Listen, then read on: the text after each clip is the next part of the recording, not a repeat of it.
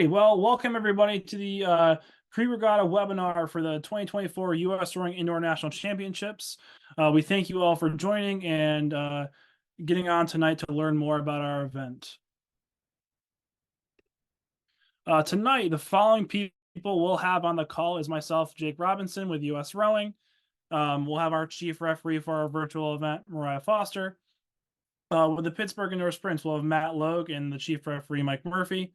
With Erg Sprints, we'll have Kathy Glennon and Jeff Byron, and the chief referee, Hal Johnson, and then the Northwest Ergomania with Dave Harvey and Rachel Lemieux. All righty. So the agenda for tonight, we're just going to kind of go over our new event structure, what we've done new going into 2024.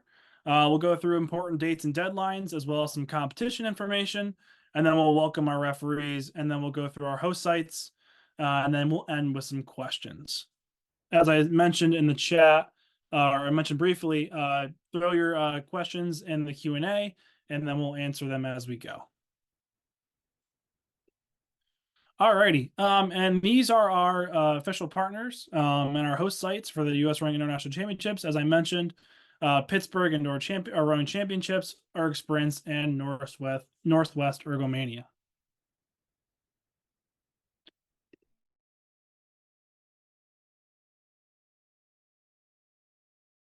New event structure. So we'll start off with the accessibility.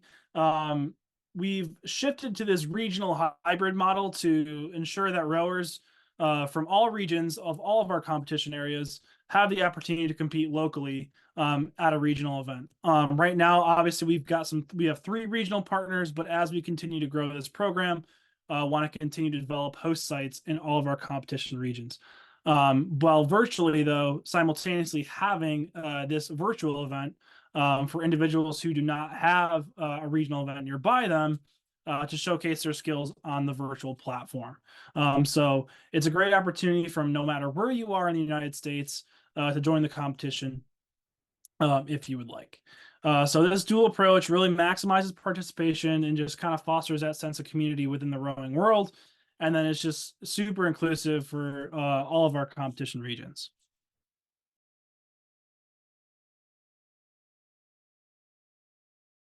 Aspects. So obviously, one of our most important aspects of this event is crowning a national champion. Crowning national champions and showcasing the pinnacle of athlete excellence within our sport is really important to us. So we want to celebrate the dedication and the skill and the hard work that all you athletes put in. And so bringing the rowing community together to witness and cheer for this is really important. So, crowning national champions really, creates lasting memories for both participants and spectators. So, that's really important to us, as well as offering safe and fair competition throughout. Next, another really important aspect to the competition, especially this year, is our national leaderboard. This is really critical to and crucial to naming those national champions. So for those who are unfamiliar with our new structure and the national leaderboard, whether you are competing in Pittsburgh, Alexandria, out in Tacoma for the Northwest Ergomania, or you're competing virtually, all of your results for the official national championship events are being pulled to the national leaderboard. So if you are competing in those events, you will have the opportunity to win a national championship. If you are unsure of what those events are, you can go to the Regatta Central page, our virtual page, and go to our event list. And on that event list, we'll showcase all of the events that are within or on that leaderboard.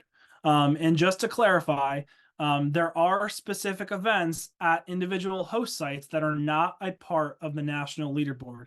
If you do have a question or wondering if an event is a part of the national leaderboard, please contact the competition@usrowing.org, reference the Regatta Central page, or talk with the local host site representative.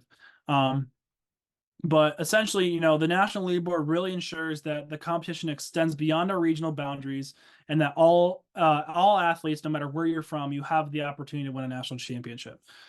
So really kind of hits back to all the accessibility goals and the competition goals as well. So the national leaderboard really just, enhances that competitive spirit and allows all rowers the opportunity to win national championships. So like I said, if you do have any questions regarding that, please reach out to us or your local host site. And lastly, just growth. All of these efforts are driven by USRowing's broader vision of growing indoor rowing and growing rowing as a whole. We're really trying to attract both current and new rowers to the sport. So making it more accessible, appealing, and widespread, creating pathways for all individuals from all different backgrounds to engage in the sport. So part of what we're doing this year and in years to come is promoting learn to row opportunities and promoting it to all individuals, whether they're in the CrossFit world or the US rowing or the rowing world. We're just trying to grow the sport as a whole. So that's our overall objective.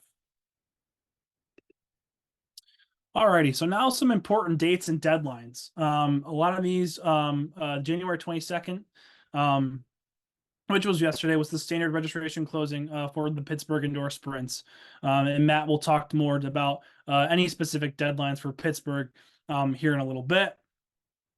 January 23rd, which is today, was the standard registration closing for ERG Sprints. Kathy and Jeff will talk more about that coming up soon. And then January 26th is the standard registration deadline for the virtual event. So you still have a few days to register if you are interested and not registered yet. And then this coming weekend is our Pittsburgh Indoor Sprints on January 27th. And then January 29th is the standard registration closing deadline for Northwest Ergomania. And then February 3rd is our last big weekend where we'll have both the virtual event, Erg Sprints, and Northwest Ergomania.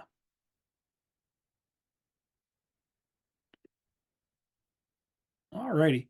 Membership. This is overall. This is whether you're at a host site or virtually. Membership.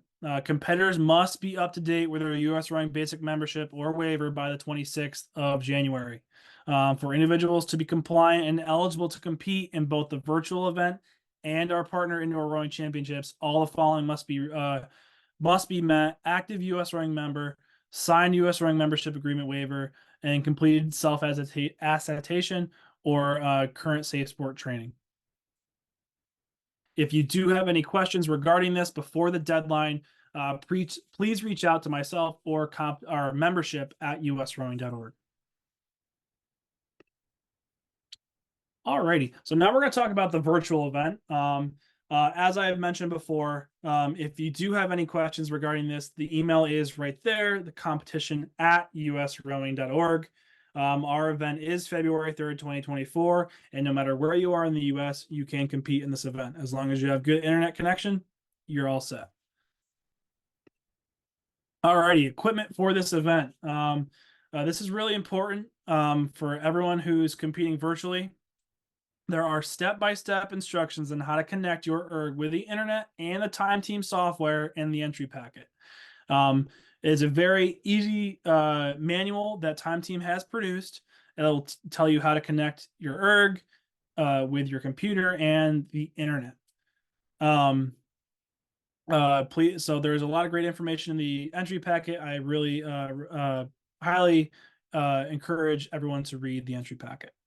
The virtual lobby and webcam codes. So after registration closes, after the schedule has been made and the schedule has been published, you will receive a virtual lobby code and a webcam code. The virtual lobby code is how you will race your event. The webcam code is purely optional. Time Team does recommend that if you do want to use a webcam to do when you're doing your ERG piece and doing your race, to use a separate device. So if you're using your computer connecting to your ERG, they highly suggest using a phone or a tablet or another computer to serve as your webcam for the event. The connectivity test. They're linked on the Regatta Central page for the virtual event is a connectivity test. It's highly recommended the week of the event to do a connectivity test to ensure that your internet connection is secure prior to the event. You can go onto the Regatta Central page and complete that test at any time. Highly encouraged to do so prior to the event. Virtual racing hubs. If you are racing at a hub, so if you have 10 plus entries in one location, and whether you're competing from, if you're at a boathouse or a club and your organization has 10 plus ergs and you're all competing at the event, and you do have any questions as it relates to the setup or the operations, please out to me. I will do my best as well to reach out to you if you are running a hub, because we'll be able to see how many entries you have. I'm going to do some personal outreach as well, but please let me know if you do have any questions as it relates to setup and operations for your event. And lastly, just as a reminder, athletes should be on their competition erg at least 30 minutes prior to the start of the race, just to make sure the internet connection is secure and that you're properly in the lobby and prepped for the event. And then our last just reminder is that all 2,000 and 500-meter races, so all races for this event, should be conducted on Concept 2 ergs. Alrighty. Lightweight. There is a lightweight designation button on Regatta Central. So if you're competing in the virtual event and you want to self-designate as a lightweight, you need to do so on Regatta Central upon registering. The timestamp or the deadline is February 3rd, 2024, starting at 12:01. You can do the following an email to competition@usrowing.org. It's a video of the athlete showing their face, then showing the scale, proving that they have met weight. In the video, you must include a cell phone or other computer showing the timestamp of February 3rd after 12:01 a.m. And as a reminder, this is no less than 2 hours before the athlete's race time.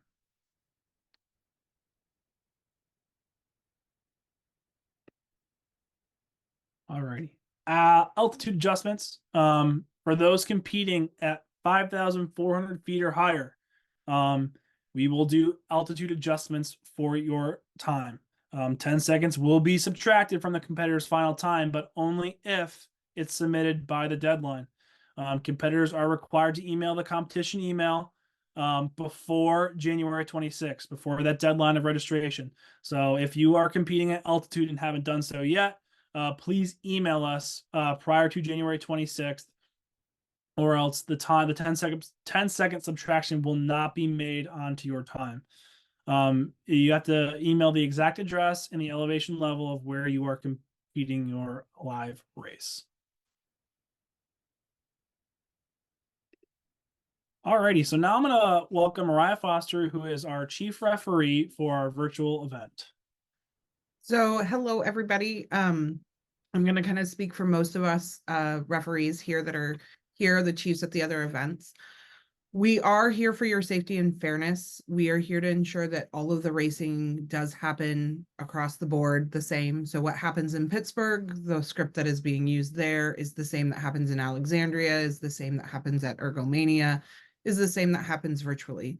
We're here to ensure that everybody has a fair chance as all of this combines into one and leads up to that national leaderboard. The chief referee at each of the different events, whether you're at the host site or virtually with me, we are all here to answer those questions and make sure that you do have all of those pieces answered and that you do have the best races possible. So day of, if you have any questions or issues, if you are at one of the physical locations, please do speak with the referee on site. So in Pittsburgh, that would be Mike Murphy. At Erg Sprints in Alexandria, that will be Hal Johnson or his deputy, Alex Hashlocker. For Ergomania, that will be Rachel Lemieux in Tacoma. Once again, for virtual and online, that will be me, and we'll make sure that you can get a hold of us using that competition email. I will be able to make sure that we answer those questions. But I know there's a lot of questions that have come in through Q&A around some of those age pieces and different pieces like that. We'll address those at the end, but truly we are here for your safety and fairness to ensure that every event runs the same and has the same feel, that everything kind of builds up to the same national leaderboard. I'm going to say, Hal, Mike, or Rachel, any additional comments or call outs that you would like to make? No, I don't think so, Mariah. I think you touched on all the pretty much all the topics that of interest. Go ahead. Same here in Alexandria. Same here in Tacoma. All right. We'll keep moving forward, but if you guys do have any of those questions that are specific around some of the rules, fairness, or any of that, we will make sure to keep checking those Q&As. And as a lot of those questions have started to flood in, we will make sure to answer all of them at the end of the session today. Jake, back to you. Awesome. Thank you, Mariah. Thank you all. Alrighty, as Mariah mentioned on sportsmanlike conduct, though we are on land and not on water, all rules apply. Profanities in general, just anything unsportsmanlike is not tolerated towards anybody, whether it be the crew, other crews, or other competitors, the referees, or LOC and volunteer. Alrighty, so I'm now going to pass it to Matt for the Pittsburgh Indoor Sprints to go over any information he has for his event. Great. Thanks, Jake, and good evening, everybody. We are really excited to be hosting the Pittsburgh Indoor Sprints in partnership with the USRowing Indoor National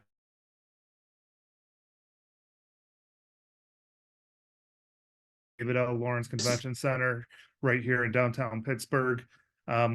Racing is scheduled right now to take place between 8 a.m. and 4 p.m. The David L. Lawrence Convention Center is a new location for us. The event will be held in the Grand Ballroom on the 3rd floor of the convention center that is easily accessible from the parking garage or the street level. In addition to the U.S. Rowing Indoor National Championship events, we will also have a few of our own local events. We will be have a U13/middle school 5-minute race. We will be having 6-person team relays for all categories of the event. We will also be hosting a 2-person CrossFit relay that'll feature both the row erg and the erg bike with some burpees thrown in just to keep things spicy. And we are also going to be hosting U.S. Rowing Under-19 National Team Identification Camp in the morning for any athletes interested in participating in any of the U.S. Rowing summer camps. All of this information is available on our website, and I can put the link in the chat in a second here. Registration is still open. Standard registration did close yesterday, but we are accepting late entries throughout the week. And then one other unique aspect of our event this year being in the convention center, competitors over the age of 21 will have the opportunity to purchase discount tickets to the 2024 Pittsburgh Beer Fest. That'll be taking part in a different portion of the convention center on race day. But they're very excited to be coexisting with our event and looking forward to a great weekend of racing. So that's our updates. Awesome. Thank you, Matt. Alrighty, I will pass it to Kathy and Jeff for Erg Sprints. Great. Thanks so much, Jake. I wanted to say too that we're super excited this year to partner with US Rowing to be a partner for the Indoor Rowing Championships. This is the 38th annual Erg Sprints, and it's just super exciting to, like I said, to be partnering with you and the other organizations this year. Our event is entirely volunteer run, and so that's just something to keep in mind. Our event is on Saturday, February 3rd, and the event times are 8 a.m. to 4 p.m. Doors open at 7 o'clock. Our venue is Alexandria City High School. It is we have parking on site and adjacent parking lots, and we're also accessible by Metrobus, and we've got all that information on our website. Our registration closes tonight at midnight, so we're still taking registrations through Regatta Central. Currently, we have about 1,450 registrants, so we're very excited about that, from 129 different clubs. So that for us is really exciting. The venue, the race floor is held in the gym, and we'll have about 140 ergs on the floor. We'll have another 60 in the warm-up room. The venue also has separate spaces for weigh-in room and marshalling. And we'll have about 24 vendors on site, a separate registration area, and also we'll have food sales. So we're hoping that the competitors and the athletes and the spectators will come and stay and have a great day there with us. Let's see, I also wanted to mention we're very proud that we'll have 20 US rowing referees on site working with us that day, and Hal Johnson is our chief referee and can answer any questions about our event that you might have. And I just also wanted to mention that our rules and procedures are listed on our webpage, which is ergsprints.com. And I think that's it for us right now. So I'll pass it back to you, Jake. Awesome. Thank you, Kathy. Alrighty. And then lastly, we're going to pass it off to Dave Harvey in Tacoma for Northwest Ergomania. Sure. Thank you. Yeah, we're excited to participate as well. This is our second year running the event. We don't have the beer like Pittsburgh or the history like Erg Sprints, but we look forward to having a fun event. We had a lot of fun last year. Pacific Lutheran University is a great venue. Plenty of space for folks in the bleachers. Folks can watch racing really well from there. Venue and parking information, there's a link to it from the Regatta Central page to our website with some more details about that. We would just ask that folks observe the parking signs, not blocking fire hydrants, driveways, that sort of thing. Registration, as Jake mentioned, closes January 29th. If there's things that need to be addressed after that, folks are welcome to reach out to me either before or after that to help. But the day of registration will be in the main lobby of Olson.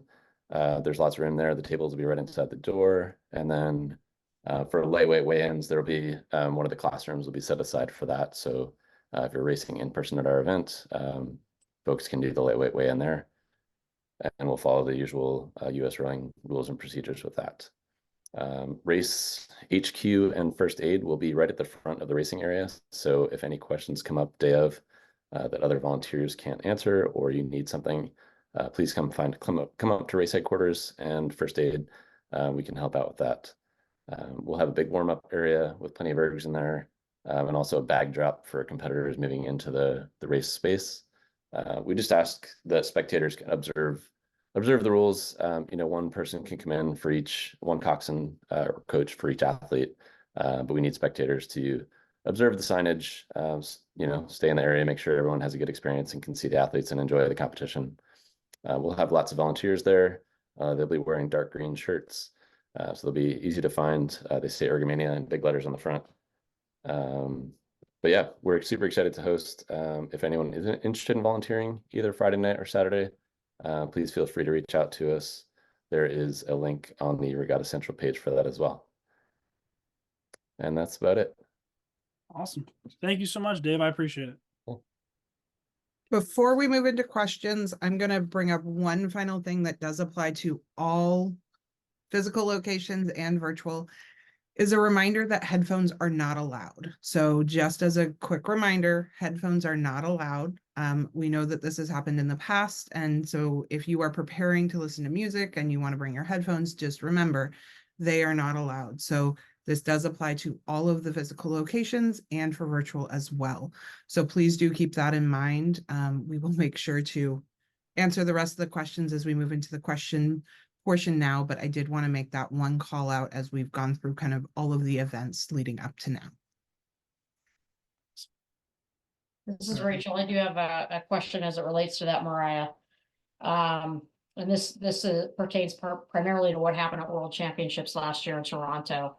Will you be allowing any filming of somebody on their erg for purposes of broadcasting live or to social media or anything like that? The virtual event will be allowing the virtual streaming, so we can work with the sites to ensure that the sites do also have that ability. We as chiefs can talk offline about what that will look like. Thank you. Awesome. Yes, thank you. Thank you both. Awesome. So I know some of these the questions have already been answered in the chat or in the answered board. So I'm just going to kind of scroll through right now. I know there's been quite a few questions as it relates to the schedule and timing. Right now, we do not have the approximate schedule for the virtual event. After registration does close on that Friday, our goal is to get the schedule out as soon as possible. So that probably will be the Tuesday timeframe, excuse me. Alrighty. So I know there's been a lot of specific questions as to virtual. I did see a question about safe sport, as we have someone competing from Australia. If you are competing from outside of the US, in the virtual event, and you do have a question regarding safe sport, please contact our members at USRowing.org for more information. Alrighty, I know there's been a question about codes to join the lobby. The codes will be sent out following the schedule being released. Our goal is to get all codes out by Wednesday. So you will have the codes by Wednesday, and we highly encourage doing the connection test during the week. Alrighty.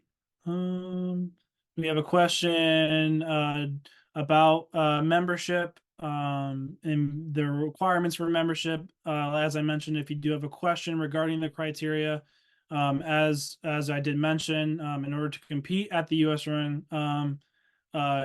Indoor National Championships, whether it be a host site or virtually, membership is required. Basic membership is required with all that criteria. So please double check that you have met it. And if you didn't or you don't and you have any questions, please reach out to membership.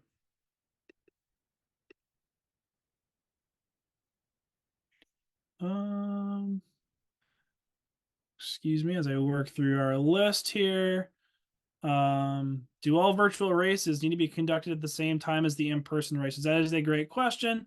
Because of time zones and because of time zones and because of the way the schedules work out, there might be, for example, that we might have the men's masters D 500-meter sprint for the virtual event being now this is just an example time.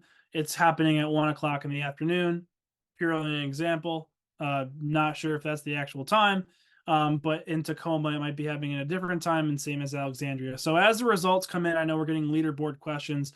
As the results come in, we will upload them to Time Team as soon as possible, and we'll have a team uploading them. So the national leaderboard will be posted on the USRowing website, so folks can actively see it as they compete.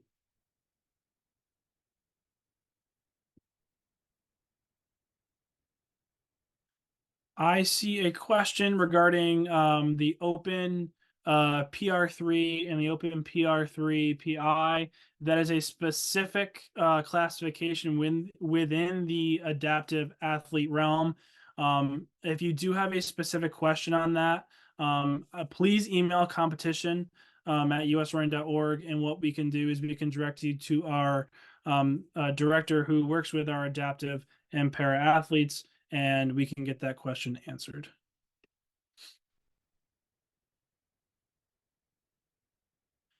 The virtual feed is not, we have a question on here about the virtual feed. If it's required, the virtual feed is not required for competition for the virtual event. So if you don't want to use it, by all means, you can pass on that. We have a question on here. This is directed for Dave and Rachel for Northwest Ergomania. Are we allowed to have a coxswain at the in-person event, specifically Northwest Ergomania? Yes. Yep.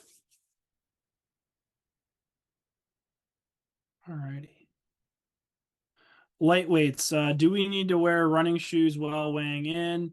Mariah, can you answer that question for us? You do not need to wear shoes while weighing in. So it is following the same rules in the rule book. We can definitely send you that rule if you would like to. The referees will help you when you are at your weigh-ins at each of the physical locations, but shoes are not required. Awesome. And then the last question we'll answer for the evening is, can you compete in the virtual races anytime throughout the day? No, there will be a structured schedule to this event. So once registration closes, as I mentioned, we will release the schedule, and that specific time is when you will have to complete your piece. So it is not just at any time throughout the day when you can compete.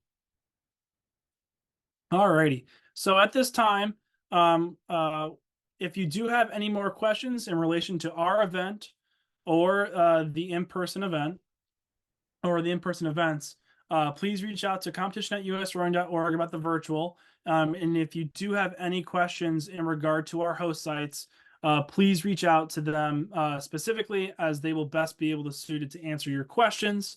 All of the contact information can be found on the Regatta Central pages.